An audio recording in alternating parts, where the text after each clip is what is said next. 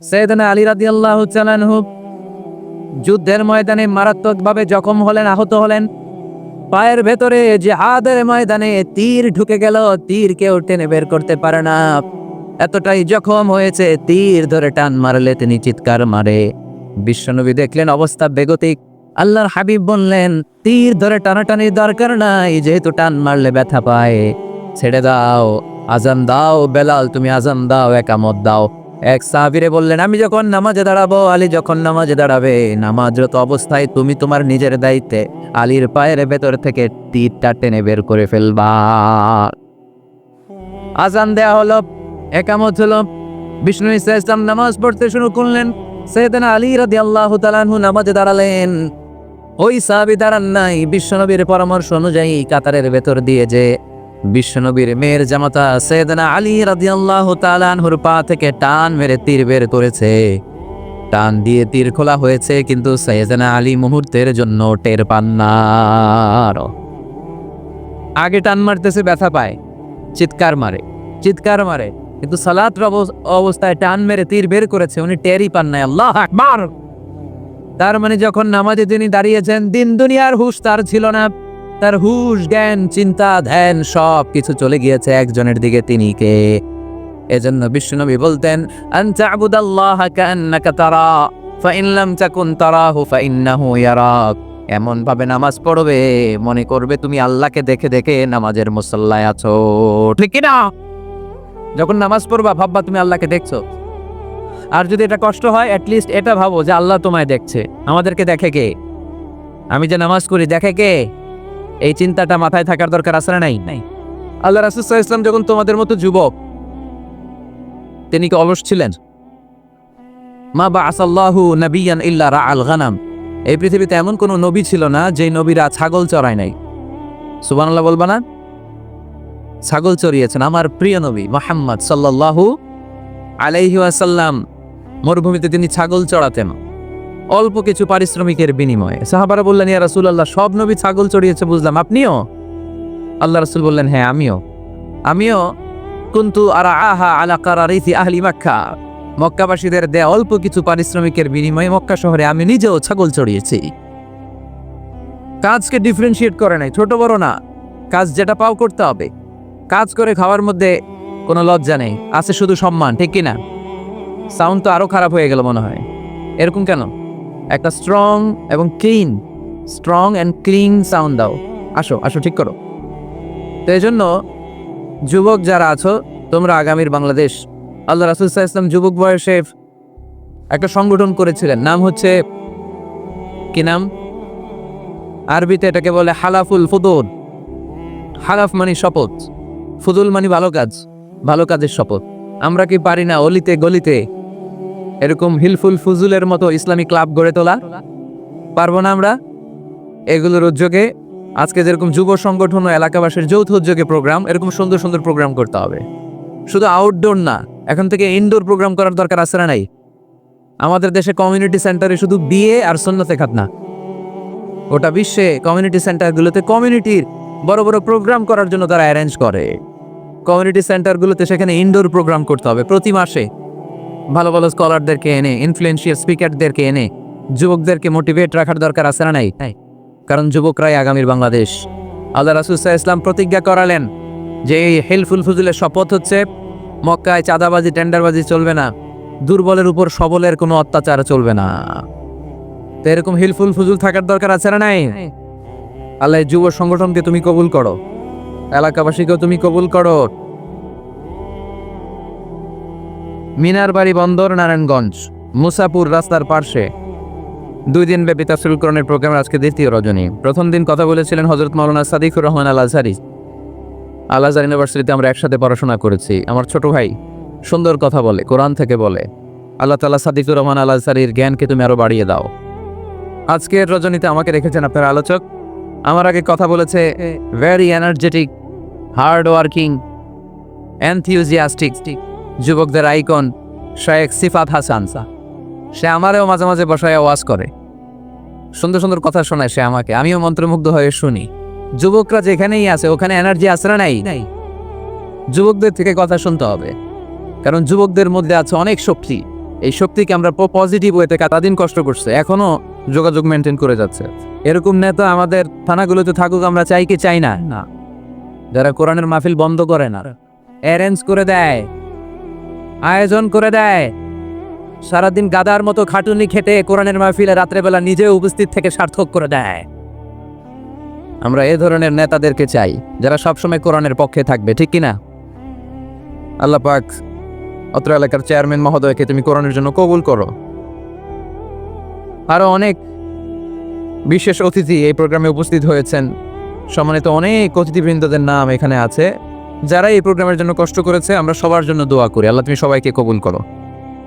আসুন আমরা আর সময় নষ্ট না করে সরাসরি মহাবিশ্বের মহাবিশ্বয় মহাগ্রন্থ আল কোরআনুল কারীম থেকে কথা শুনি।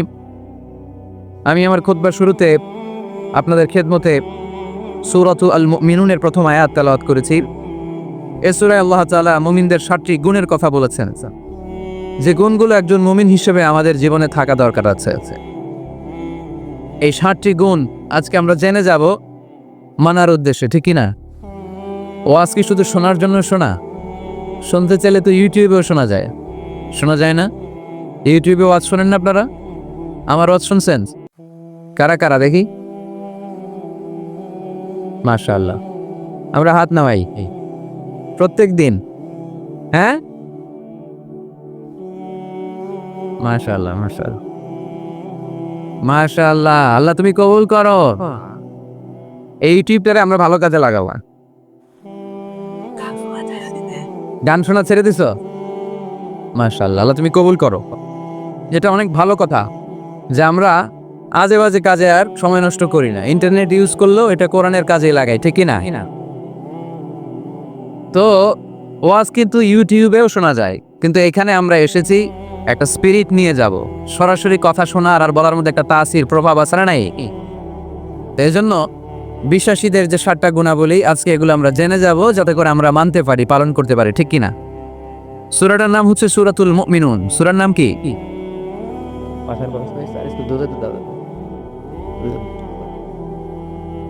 সূরাতুল মুমিনুন, বিশ্বাসীদের নামে সূরা, তাই না? আবার দেখেন কাফিরদের নামেও কোরআনে সূরা আছে না নাই? কি নাম? তো জোরে দিতে হবে আকাশ।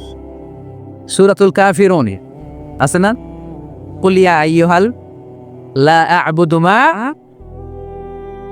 তাহলে আমরা হলাম বিশ্বাসী, আমরা কি? আমাদের নামে একটা সূরা দিল কে? খুশি লাগে না? ভাল লাগে না অনেক? আমাদের নামে আল্লাহ কোরআনে সূরা দিয়েছেন। আবার আমাদের বিরোধী যারা কাফির, তাদের নামে আল্লাহ সূরা দিলেন। আরেকটা শ্রেণী আছে, মুমিনও না কাফিরও না, মাঝামাঝি। কি নাম? মুনাফিক। তাদের নামে সূরা আছে না নাই? সূরাতুল মুনাফিকুন। এরা বড্ড ভয়ঙ্কর। মুনাফিকের চেয়ে কাফের ভালো, মুনাফিকের চেয়ে হিন্দু ভালো, মুনাফিকের চেয়ে খ্রিস্টান ভালো। কারণ কেউ যদি কাফের হয় আমরা জানি ও কাফের, ও ইসলামের শত্রু, এটা জানি, ওর ব্যাপারে সচেতন। কিন্তু মুনাফিক, সে বলে মুসলিম কিন্তু ভিতরে ভিতরে মুনাফিক। ঝামেলা আছে না নাই? ভিতরে এক বাইরে আরেক, তার নাম মুনাফিক।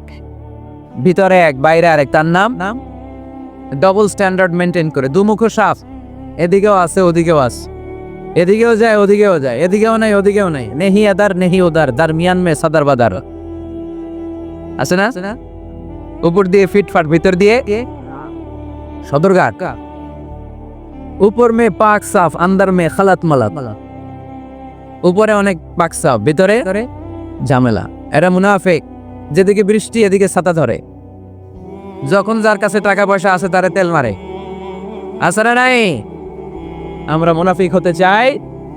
আমরা মুমিন হতে চাই কি চাই না?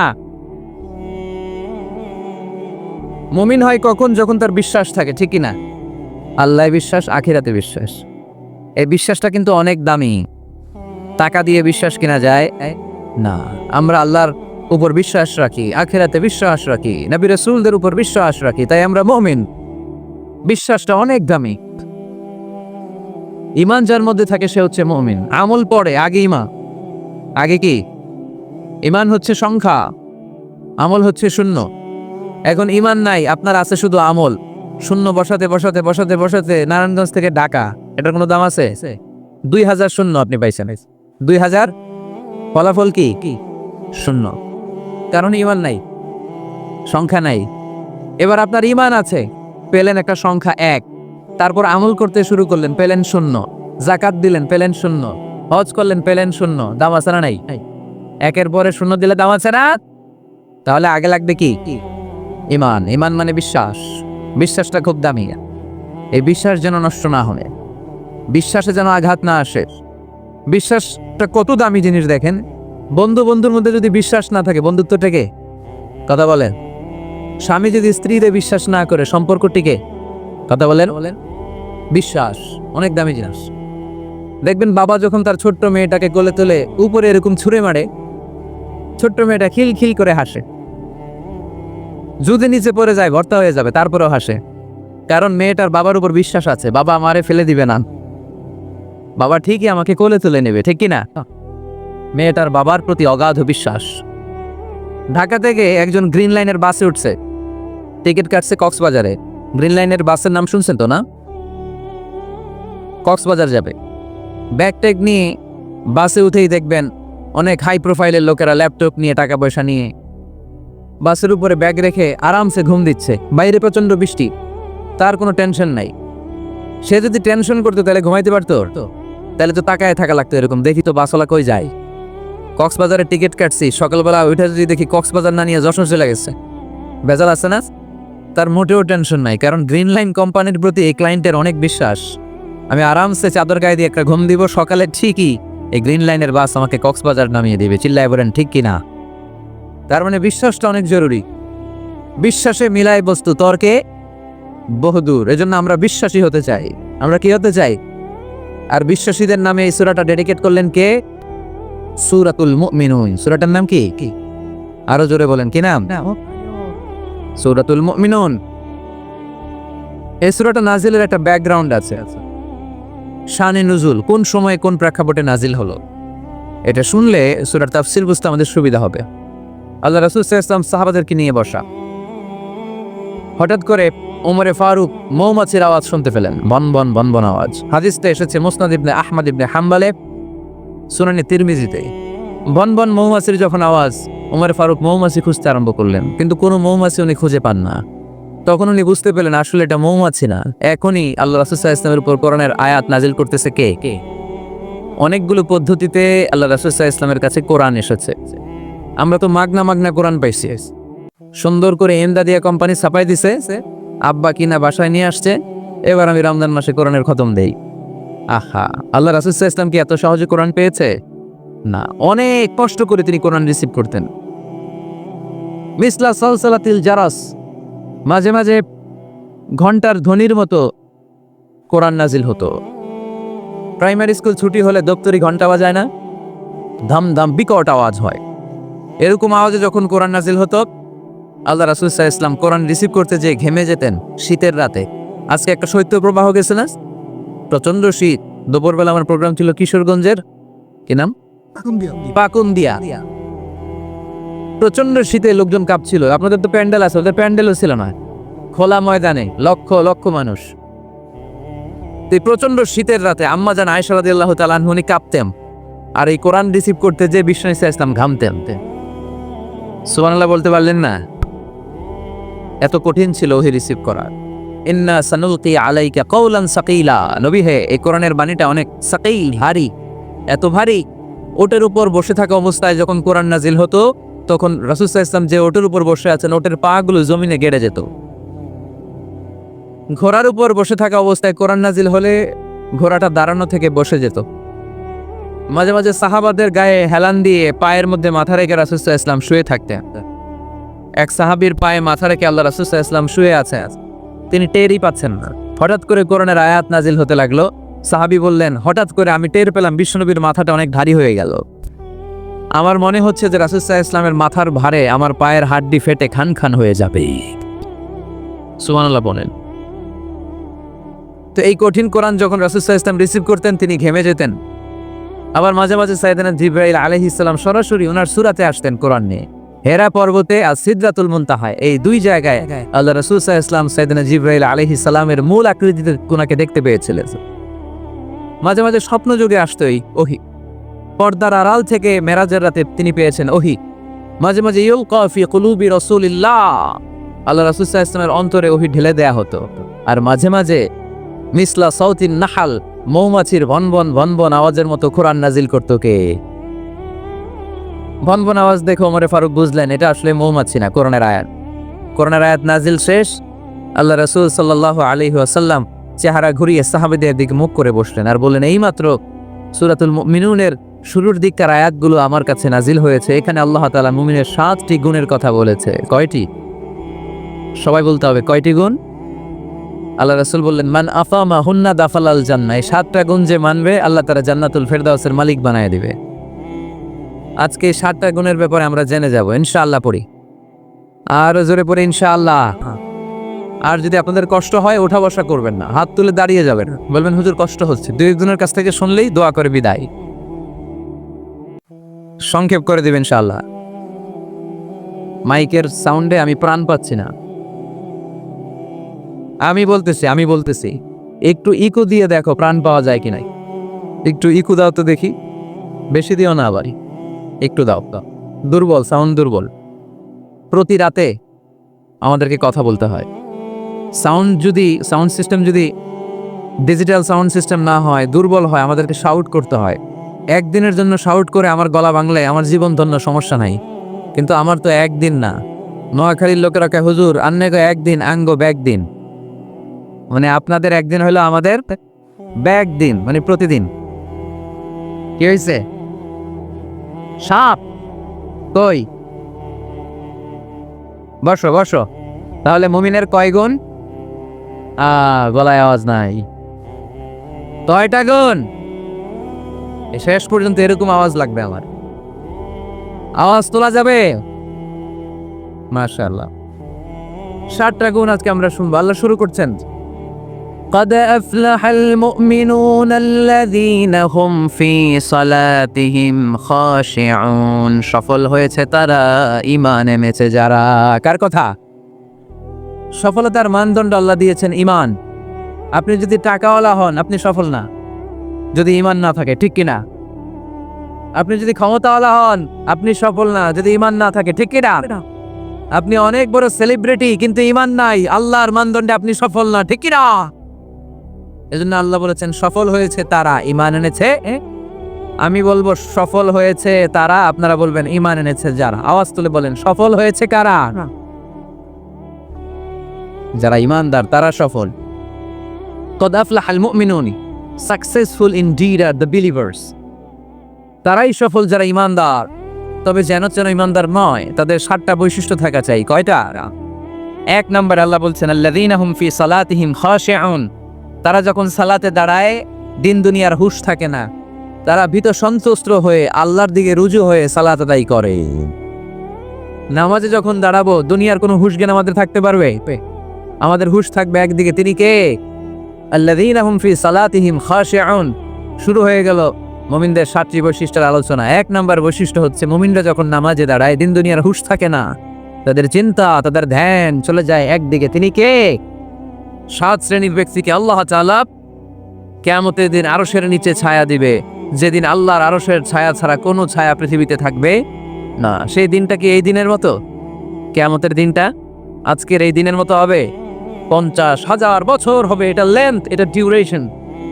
কাআন সাফসাফা লা তারা ফিহা ইওয়াজা ওয়ালা আমতা, লেভেল প্লেইং ফিল্ড, তামার জমিন। একটু কল্পনা করেন তো ওই দিনটা কত ভয়ঙ্কর।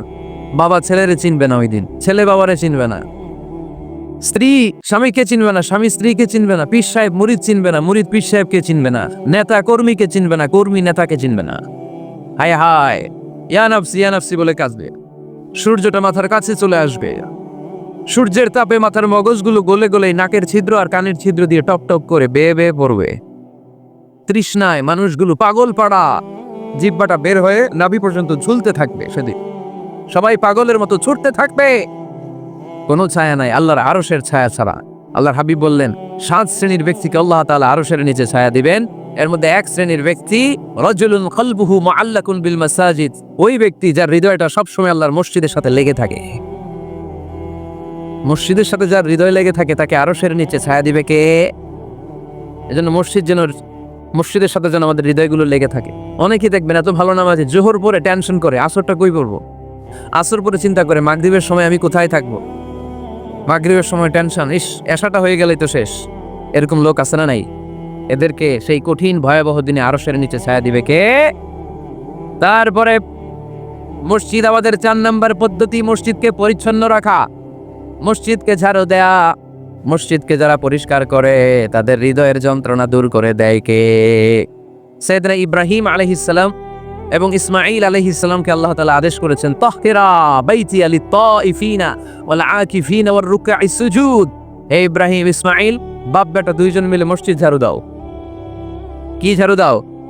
মসজিদেরি ঝাড়ু বারদার, ও কামারে হাত শোনো আমারে মুনাজাত। পড়েন, শোনো শোনো ইয়া ইলাহি আমারে মুনাজাত, শোনো আমারে মুনাজাত। পড়েন আমিন।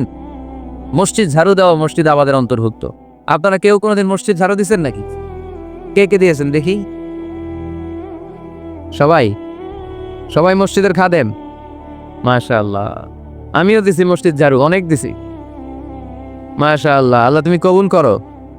যাদের হৃদয়ে বড় জ্বালা, ফ্যামিলিতে সুখ নাই, শান্তি নাই, তারা হৃদয়ে প্রশান্তি আনতে চাইলে এতিমখানায় যাবেন, এতিমের মাথায় হাত বুলিয়ে দিবেন, এতিমের মুখে খাবার তুলে দিবেন, আপনার হৃদয়টারে নরম করে দিবে কে? আল্লাহর ঘর মসজিদে যাবেন, নিজ হাতে মসজিদটারে একটু পরিষ্কার করে দিবেন, আপনার জীবনটারে উজালা করে দিবে কে? তাহলে এগুলো করার মাধ্যমে আমরা মসজিদের আবাদ করতে চাই। আমরা মসজিদের আবাদকারী হতে চাই কি চাই না? আল্লাহর ঘর মসজিদ আবাদ করার মতো শ্রেষ্ঠ কাজ পৃথিবীতে হতে পারে না। এই মসজিদের কিছু আদব আছে, আল্লাহ রাসূল সাল্লাল্লাহু আলাইহি ওয়াসাল্লাম বলেছেন এই আদবগুলো মেনটেন করে যেন আল্লাহর ঘর মসজিদের সাথে আমরা ব্যবহার করি। মসজিদের 1 নম্বর আদব হচ্ছে মসজিদে ওযুর সাথে প্রবেশ করা। কিসের সাথে? ওযু করে পরিচ্ছন্ন হয়ে মসজিদে প্রবেশ করা। এজন্য অপবিত্র অবস্থায়, গোসল ফরজ, এরকম অবস্থায় মসজিদে ঢোকা যাবে? কথা বলেন, ঢোকা যায়? যেই নারীদের মাসিক চলতেছে, মেনস্ট্রুয়েশনাল পিরিয়ড চলতেছে, ওই নারীদের পক্ষে মসজিদে ঢোকা জায়েজ আছে? নাই। তাহলে এটা হলো 1 নম্বর আদব। মসজিদে ঢোকার সময় কি করে ঢুকবো? ওযু করে। আওয়াজ করে বলেন, কি করে ঢুকবো? ওযু করে। 2 নম্বর আদব হচ্ছে মসজিদে যাওয়ার সময় সবচেয়ে ভালো জামাটা পরে যাও, সবচেয়ে ভালো পাঞ্জাবিটা পরে যাও। জানতো আপনারা? না সবচেয়ে সিরাটা পরে যান? হ্যাঁ, অনেকের নামাজের জন্য একটা পুরান জামা আছে, সিরা পাড়া, এদিকে হাত উঠালে এদিকে দেখা যায়, আছে না নাই? সবচেয়ে সিরা পাড়াটা রাখে নামাজের জন্য, কপাল পোড়া। আর সুন্নাতে খাতনার অনুষ্ঠানে গেলে মাশাআল্লাহ লেহেঙ্গা গায়ে দিয়ে যায়, আছে না নাই? না, আপনি ইবাদতের জন্য সবচেয়ে সুন্দর জামাটা রাখবেন। এজন্য রাব্বুল আলামিন বলেন, ইয়া বানি আদম খুযু জিনাতাকুম ইনদা কুল্লি মাসজিদ। ও বনি আদম, তুমি যখন আল্লাহর ঘর মসজিদে ঢুকবা, ও বনি আদম, তুমি যখন নামাজের মুসল্লায় দাঁড়াবা, তোমার সবচাইতে দামি, সবচাইতে সুন্দর জামাটা গায়ে দিয়ে তুমি নামাজে দাঁড়াও। ঠিক কি না?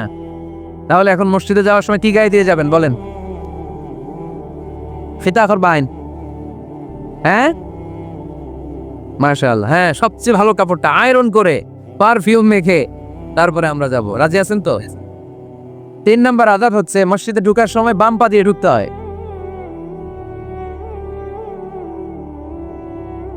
কোন পা? আরো জোরে। এদেরকে গুতা মারা লাগে, নাইলে আওয়াজ বাড়ে না। এরকম ভলিউম টাইট করতে হয়, ভলিউম হাই করলে আর পরে বাড়ে, এমনি বলতে চায় না। আর ঘটনা কি? হ্যাঁ, খায় নাই। বদরের যুদ্ধ হয়েছিল রমাদানে, কোনো সাহাবী খায় নাই, না খায় একেবারে সাইজ করে দিছে কাফেরদেরকে। আমরা না খেলেও আমাদের হৃদয় ইমানি শক্তি আছে না নেই? এই তো বোঝা যাচ্ছে ইমানি শক্তি আছে। এতক্ষণ আছিল কই? তো মসজিদে ঢোকার সময় কোন পা দিয়ে? এগুলো মনে থাকে আমাদের? ভুলা যায় আমরা, খেয়াল থাকে না তো এগুলা। এত কিছু মনের মধ্যে রাখলে এগুলো মনে থাকবে কেমনে? মসজিদে ঢোকার সময় কোন পা? আরো জোরে। বেরোয়ার সময় কোন পা? মনে থাকবে? মসজিদে যখন ঢুকবেন ডান পা দিয়ে ঢুকবেন, আর দোয়া পড়বেন, আউযু বিল্লাহিল আযীম ওয়া বিওয়াজহিল কারীম ওয়া সুলতানিহিল কদীম মিনাশ শাইতানির রাজীম। বিষ্ণু ইসলাম বললেন, যে ব্যক্তি মসজিদে ঢোকার সময় এই দোয়াটা পড়বে, শয়তান আফসোস শুরু করে, সে বলে, হায় হায়, আজকের দিনের জন্য, সারা দিনের জন্য তো তুই আমার ওয়াসওয়াসা থেকে বেঁচে গেলি, আজকের সারা দিনের জন্য তোরে আমি হারালাম, আজকের সারাটা দিন আল্লাহর পক্ষ থেকে প্রোটেকশন নিয়ে তুই বেঁচে গেলি, আজকের জন্য যা, কালকে তোরে আমি ধরবো। এজন্য এই দোয়াটা পড়ার দরকার আছে না? আউযু বিল্লাহিল আযীম ওয়া বিওয়াজহিল কারীম ওয়া সুলতানিহিল কদীম মিনাশ শাইতানির রাজীম। 4টা বাক্যের দোয়া। মুখস্থ করতে কষ্ট হলে যে ইউটিউবে চলে যাবে আজকেই, ওখান থেকে শুনে আপনারা মুখস্থ করে নেবেন। এই দোয়াটা পড়বেন, তাহলে ওই দিনের জন্য শয়তানের ওয়াসওয়াসা, টেম্পটেশন, প্রভোকেশন থেকে আপনি আল্লাহ তাআলার প্রোটেকশনে চলে গেলেন। সুবহানাল্লাহ পড়েন। তারপরে আল্লাহর হাবিব বললেন, ঢোকার আগে আমারে সালাম দাও। পড়বেন, আসসালামু আলাইকা আইয়ুহান নাবিয়্যু ওয়া রাহমাতুল্লাহি ওয়া বারাকাত। এই দুইটা জিনিস যখন করে ফেললেন, তখন ডান পা দিয়ে পড়বেন, আল্লাহুম্মা ইফতাহ লি আবওয়াবা রাহমাতিক। সুবহানাল্লাহ পড়েন। আল্লাহুম্মা ইফতাহ লি, ও আল্লাহ আমার জন্য তুমি খুলে দাও আবওয়াবা রাহমাতিক, তোমার রহমতের দরজা। তার মানে মসজিদে ঢুকলে রহমত পাওয়া যায় কি যায় না? মসজিদে ঢুকলে পাওয়া যায় রহমত, মসজিদের বাইরে রহমতের কথা আল্লাহ বলে নাই। মসজিদের ভিতরে রহমত। কোথায় রহমত? কোথায়? মসজিদের ভিতরে রহমত আছে না? তার প্রমাণ, মসজিদে ঢুকলেই শান্তি লাগে কেমন জানি, আর ঘুমে ধরে। মসজিদে ঘুমাইছেন কারা কারা দেখি? সবাই ঘুমাইছেন? আরে আমি কত ঘুমাইছি। জুমার নামাজের সময় যে কি ঘুম আসে, আসে আসে কমন পড়ছে, একেবারে কমন করে গেছে। ঘুম আসে কারণ রহমতের ঝিরিঝিরি বাড়িধারা আল্লাহ তাআলা আরশের উপর থেকে নাজিল করতে থাকেন। আর এই রহমতের কারণে হৃদয়টা প্রশান্ত হয়ে যায়, অনেকের ঘুমও চলে আসে, ঠিক কি না? এজন্য আল্লাহুম্মা ইফতাহ লি আবওয়াবা রাহমাতিক, ও আল্লাহ তোমার রহমতের দরজাগুলো আমার জন্য খুলে দাও। এই দোয়া পড়লে রহমতের দরজা খুলে দেয় কে? আবার মসজিদ থেকে যখন বের হবেন তখন কোন পা দিয়ে? জোরে বলেন। বাম পা দিয়ে কি পড়বেন? আল্লাহুম্মা ইন্নী আসআলুকা মিন ফাদলিক, ও আল্লাহ তোমার কাছে আমি তোমার পক্ষ থেকে ফদল চাই, মানে রিজিক চাই। রিজিক দেয়ার মালিককে। তার মানে খুব সোজা সাপটা কথা হচ্ছে, মসজিদের ভিতরে পাওয়া যায় রহমত, আর বাইরে পাওয়া যায় ফদল বা রিজিক। বাইরে পাওয়া যায় কি? রিজিক। মসজিদের ভিতরে রিজিক আছে। তার মানে সারাদিন মসজিদে বসে থাকলে রিজিক মিলবে? নামাজের সময় নামাজ পড়তে হবে, কাজের সময় কাজ করতে হবে। এটাই হচ্ছে ইসলামের বিধান। নামাজের সময় নামাজ, কাজের সময়। আমি প্রশ্ন করবো, আওয়াজ করে উত্তর দেন। নামাজের সময়, কাজের সময়, নামাজের সময়, কাজের সময়। এটা মনে থাকবে। এজন্য আল্লাহ বললেন, ফাইদা কুদিয়াতিস সালাতু ফান্তাশিরু ফিল আরদি ওয়াবতাগু মিন ফাদলিল্লাহ। যখন তোমাদের সালাত শেষ হয়ে যায়, আল্লাহর রিজিক অন্বেষণের জন্য আল্লাহর জমিনে তোমরা ছড়িয়ে যাও। নামাজের সময় আসবেন, নামাজ শেষ বের হয়ে যান। ফান্তাশিরু ফিল আরদ, জমিনে ছড়িয়ে পড়ো।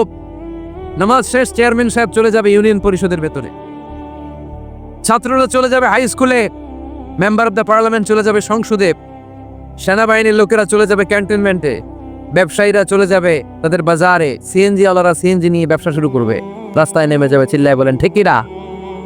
এটাই ইসলামের বিধান। নামাজের সময় নামাজ, কাজের সময়। আচ্ছা, তাহলে প্রথম সুন্নাত পেলাম, পবিত্র হয়ে ঢুকবো, ভালো জামা পরে ঢুকবো 2 নাম্বার। 3 নাম্বার, ঢুকার সময় কোন পা? বের হওয়ার সময়। 4 নাম্বার, মসজিদে ঢুকে 2 রাকাত। মসজিদে ঢুকে কয় রাকাত পড়েন আপনারা? তাহিয়াতুল মসজিদ।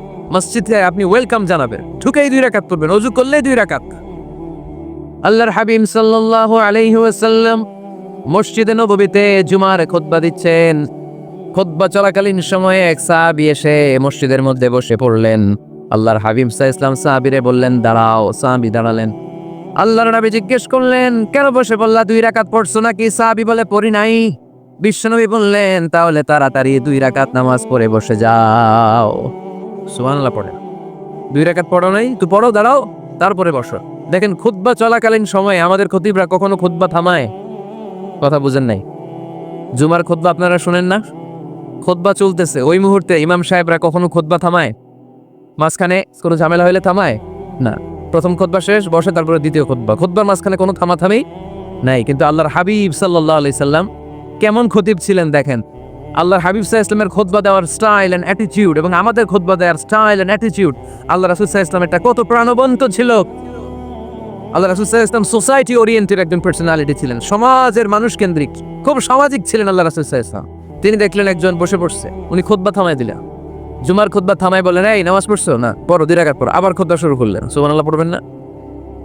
একবার তিনি খুতবা দিচ্ছেন, দেখলেন আল্লাহ রাসূল সাল্লাল্লাহু আলাইহি ওয়াসাল্লামের 2 জন নাতি হাসান আর হুসাইন রাদিয়াল্লাহু তাআলা আনহুমা ছোট্ট মানুষ, কাতারের ভিতরে ঢুকে কোন সাহাবী টুপি টান দেয়, কারো পাগড়ি ধরে টান দেয়, একজন এদিকে দৌড় দেয়, আরেকজন ওদিকে দৌড় দেয়, মসজিদে একটা ডিস্টার্ব হচ্ছে।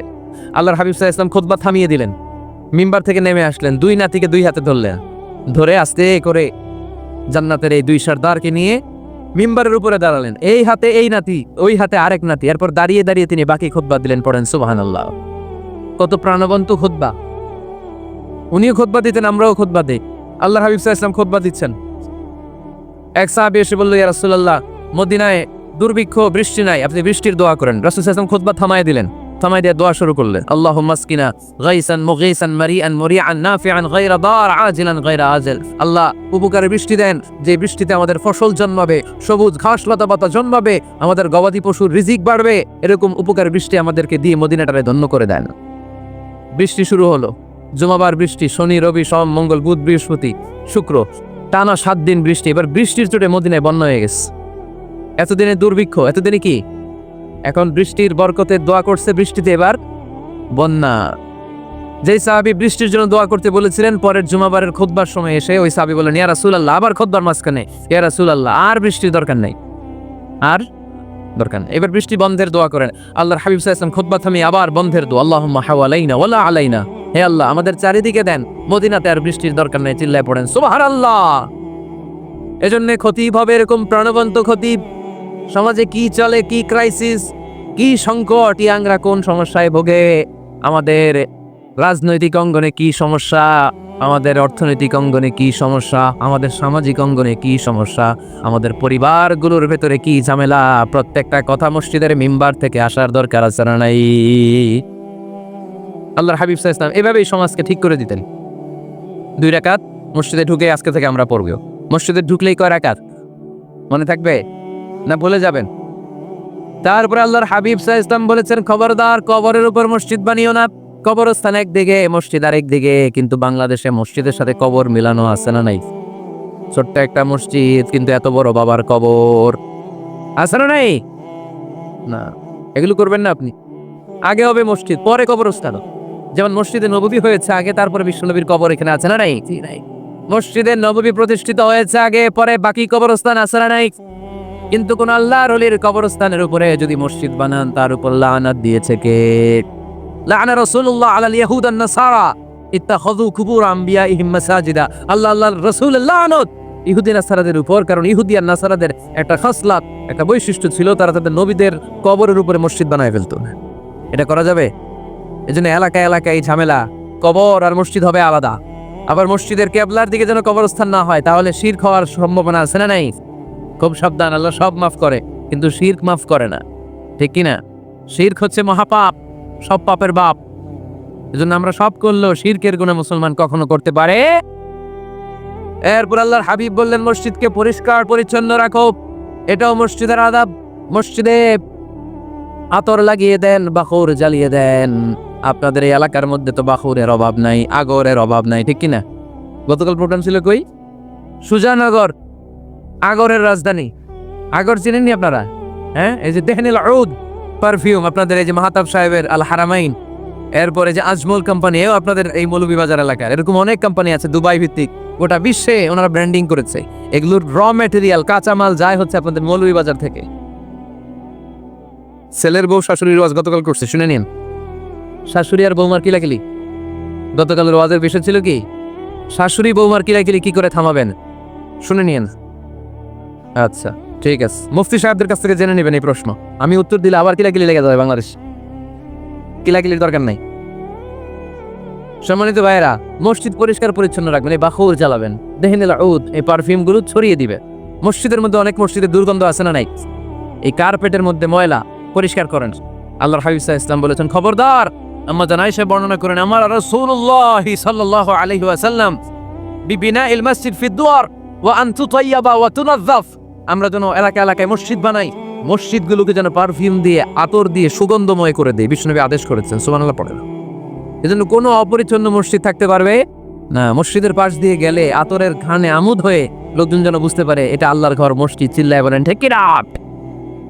এরপর আল্লাহর হাবিব সাল্লাল্লাহু আলাইহি ওয়াসাল্লাম বলেছেন, মসজিদের আরেকটা আদব হলো মসজিদকে অতিমাত্রায় ডিজাইন না করা। বেশি ডিজাইন করা যাবে না। এমন ডিজাইন করা যাবে না যে এটা মসজিদ বোঝাই যায় না, এত লাইটিং ফাইটিং করে, এটা কি মসজিদ না কমিউনিটি সেন্টার বোঝাই যায় না? আছে না নাই? আছে। এরকম যেন আমরা না করি সম্মানিত ভাইরা। বিশেষ করে মসজিদের সামনের দেয়ালে, কোন দেয়ালে? সামনের দেয়ালটা কেবলার দিকে যেই দেয়াল, এই দেয়ালটা হতে হবে ফ্রেশ, যাতে করে মানুষের দৃষ্টি আকর্ষণ না করে। প্রায় মসজিদের দেয়ালের মাঝখানে দেখবেন আপনি ক্যালেন্ডার ঝুলায় রাখে, আছে না নাই? মৌলভীবাজারে কি অবস্থা? সেটা খবর আছে আছে। তো এই যে ক্যালেন্ডার ঝুলায় রাখে, ওইখানে দেখবেন বিভিন্ন মসজিদের ছবি, এতিমখানার ছবি, মানুষের ছবি। তো মানুষ নামাজও পড়ে, আবার ওগুলোও তাকায়, আছে না নাই? প্রথম কাতারে পরে ওইখানে কি লেখা, এগুলো পরে তার ডিস্টার্ব হচ্ছে না? এই মুসল্লির দৃষ্টি যাতে অন্যদিকে না যায়, এটা খেয়াল রাখতে হবে। যদি পারা যায় মসজিদের সামনে কোনো ঘড়ি টড়ি চলবে না, ঘড়ি মসজিদের পেছনের দেয়ালে, সময়সূচি পেছনের দেয়ালে, সব পেছনে। সময় কয়টা বাজে ওটা ইমাম দেখলেই চলবে, ইমাম এভাবে দেখে নিবে, আপনারাও দেখে নিবেন। কিন্তু সামনের দেয়ালটা যত সিম্পল করা যায়। আল্লাহর হাবিব সাল্লাল্লাহু আলাইহি ওয়াসাল্লাম নামাজ পড়া অবস্থায় সামনে এমন কিছু রাখতেন না যেটার দ্বারা আল্লাহর হাবিব সাল্লাল্লাহু আলাইহি ওয়াসাল্লামের সালাতে মনোযোগ অন্যদিকে চলে যায়। আমরা যখন সালাত পড়ি, যদি অন্যদিকে তাকাই, ফেরেশতার মাধ্যমে আল্লাহ একটা ডাক দেয়, বলে আকবিল, এই বান্দা ফিরে আয়, তোর নজর থাকা দরকার সিজদার জায়গায়, ফিরে আয়। আপনি আবার যখন অন্যদিকে তাকান, আল্লাহ বলে ফিরে আয়, সিজদার দিকে তাকা। আপনি আবার যখন ঘড়ির দিকে তাকান, আল্লাহ বলে আকবিল, ফিরে আয়, সিজদার দিকে তাকা। আপনি যখন আবার অন্যদিকে তাকান, তখন আল্লাহ বলে লা হাজাতা লি ইলা সালাতি, তোর এই নামাজের দরকার আমার নাই। নাউজুবিল্লাহ পড়বেন না? তোর এই নামাজের দরকার আমার নাই। অজু করে কষ্ট করে যাকে খুশি করার জন্য আপনি সালাতে দাঁড়ালেন, উনি যদি বলে এই নামাজের দরকার নেই, তা কার জন্য নামাজ পড়লেন আপনি? কথা কি বুঝতে পেরেছেন? এই জন্য এলাকার গণ্যমান্য ব্যক্তিবর্গ আছে, আমাদের চেয়ারম্যান সাহেব আছে, আরো অন্যান্য বিজনেস ম্যাগনেটরা আছে, আপনারা মসজিদ যখন নির্মাণ করবেন, সামনের দেয়ালটা যত সাদামাটা হতে পারে ততই ভালো। এমনকি জায়নামাজের মধ্যে এখন কাবা ঘরের ছবি আছে না নাই? আছে না? কি মুসলমান আমরা, নিজের কাবারে নিজে লাথি মারি নামাজের আগে, মনের অজান্তে নিজের কাবাকে নিজে লাথি মারছি। এরকম জায়নামাজ ব্যবহার করা নিষেধ, চিল্লায় বলেন ঠিক না? সাদা ফ্রেশ জায়নামাজ বাজারজাত করেন, আপনাদের সিদ্ধান্তই ওনাদের ব্যবসা বয়কট হয়ে যাবে। আপনারা যদি এখন থেকে মসজিদের মিনারা আর কাবা ঘরের যে প্রতিকৃতি বা ছবি, এরকম ছবি সম্বলিত জায়নামাজ কিনা বন্ধ করে দেন, এদের মার্কেট থাকবে? কথা বলেন। কালকে থেকে আমরা জায়নামাজ কেনার সময় ফ্রেশ জায়নামাজ কিনব। কোনো মসজিদ, কোনো মিনার, আমাদের কাবা ঘরের ছবি সম্বলিত কোনো জায়নামাজ কিনা যাবে? আওয়াজ করে বলেন, যাবে?